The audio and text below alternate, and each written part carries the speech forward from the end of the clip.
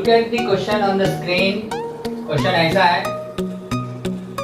if a smaller coin of radius small r rolls on a bigger coin of radius capital R, where capital R is 3 times small r. A bigger coin is stationary, but smaller coin is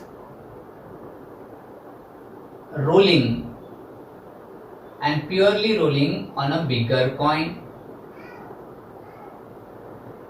Then how many rotations will smaller coin perform about its own center?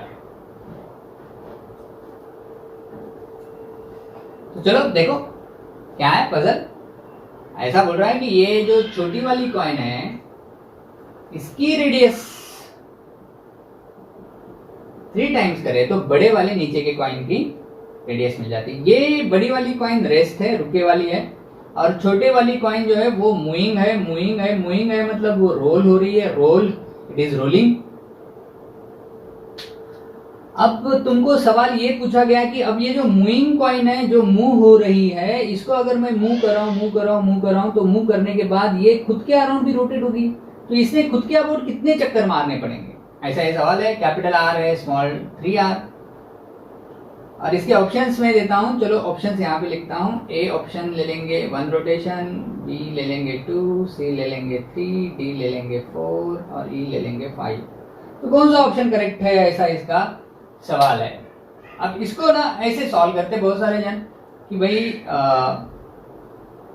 जब ये छोटी वाली coin जो है एक बार role होती तो कितना डिस्टेंस कवर करती, 1 टाइम्स रोल हुई, टाइम्स रोल हो रही है स्मॉलर कॉइन, तो वो डिस्टेंस कवर करेगी कितना, उसके सरकमफ्रेंस कितना, मतलब कितना आ रहा है 2πr।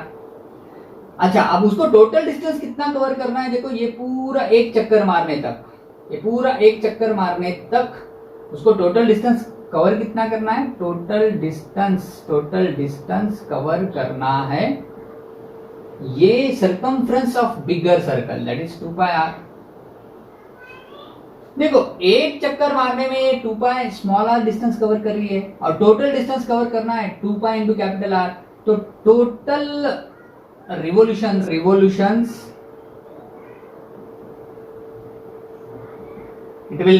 be 2π, टोटल डिस्टेंस को डिवाइड करो एक रिवोल्यूशन को लगने वाले डिस्टेंस से, है। तो ये 2π कैंसिल हो जाएगा, capital R by small r आएगा, capital R by small r आ रहा, कैपिटल R है 3 टाइम्स स्मॉल r और नीचे r, तो r कट गया और इसका आंसर आ रहा है 3। तो बहुत सारे स्टूडेंट इसका आंसर 3 लिखेंगे, but that answer is wrong. That is not the correct answer. Why it is not the correct answer? Can you guess? And the correct answer is 4. 3 is not the correct answer. Maybe you could have told 3 answer earlier. या 4 भी बोला होगा, तो 4 इसका सही answer है। अब 4 कैसे क्या सही है देखो जरा, ध्यान से सुनो, 4 कैसे क्या सही है। मान लो ना ये बड़ी कॉइन है ही नहीं, यहाँ पे मैं एक पॉइंट रखता हूँ बड़ी कॉइन की जगह, मतलब कैपिटल R इसका बहुत कम कर दिया मैंने, 0 कर दिया, और इसी कॉइन को मैं इस पॉइंट के अराउंड रोटेट कराता हूँ, इसी कॉइन को जिसकी रेडियस कितनी है R।